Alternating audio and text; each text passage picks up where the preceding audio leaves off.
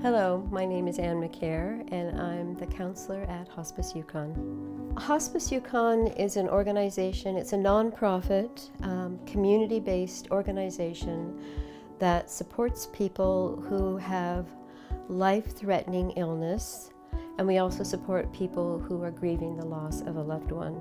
Hospice has been operating for 27 years in Whitehorse and in other parts of the Yukon.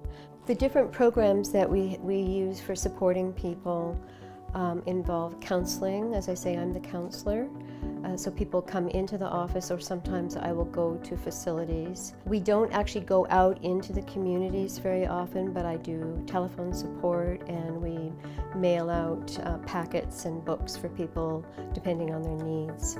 A big part of the services that we offer are our educational programs. We offer Living with Loss 4 times a year at the library. It's a free 2-hour public presentation. We also do collaborate with the Northern Institute of Social Justice and the college to put on a 2-day workshop for frontline workers, which we're doing next week actually, and also workshops for managers. They can come to us and we can give them ideas of how to support their staff. We do vigiling, which means sitting bedside in the last few days or week when somebody's dying, as a way of helping families and caregivers have some respite so that the person isn't dying alone.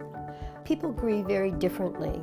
Not everyone wants to come in and talk to a counselor. So one of the programs we offer is called the Walking Group. We do it twice a year in the fall and the spring, and people walk around the Millennium Trail as a group, and it gives people the opportunity to either just walk with a group of people that they know are feeling some of their feelings. Some people don't even talk, so it's one way that we can offer that people can heal. The Feely Heart Project began with Suzanne Picot, who used to work at hospice. She was in the front office for several years, and we discovered that there was an organization in the States that made Feely Hearts. Initially it was for children that had lost their parents. And it kind of has blossomed from there, where there's people all over the world that make these little hearts. They're soft little, they're usually made out of some plush kind of fabric, red fabric. And the idea is that you can, it's almost like a little pocket teddy bear. It's something to comfort you and to remember to hold your own heart tenderly. We have a great lending library, and it's kind of one of the secret gems in Whitehorse. It covers all kinds of areas of grief and dying, but also wellness, so emotional, physical, spiritual wellness. So it's a great library, and we really recommend that people come in and check it out.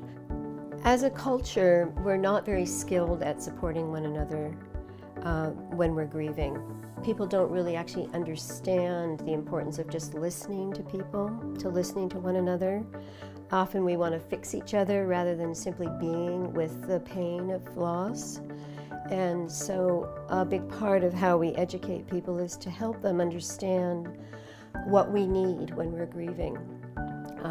Not judging one another, really just simply being there as a support in the community. That's the best thing we can offer people, but many of us haven't been taught that or modeled that, and so that's a big part of our job, is to helping them understand what to do.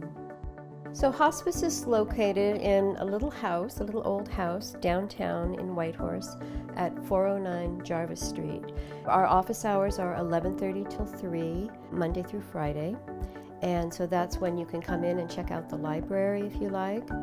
And also our phone number is 667-7429. Our website was designed as a resource, in part because we can't get out to all the communities in the Yukon. So if you're looking for information about dying or about grieving or about any of our services or programs, I really encourage you to check out our website.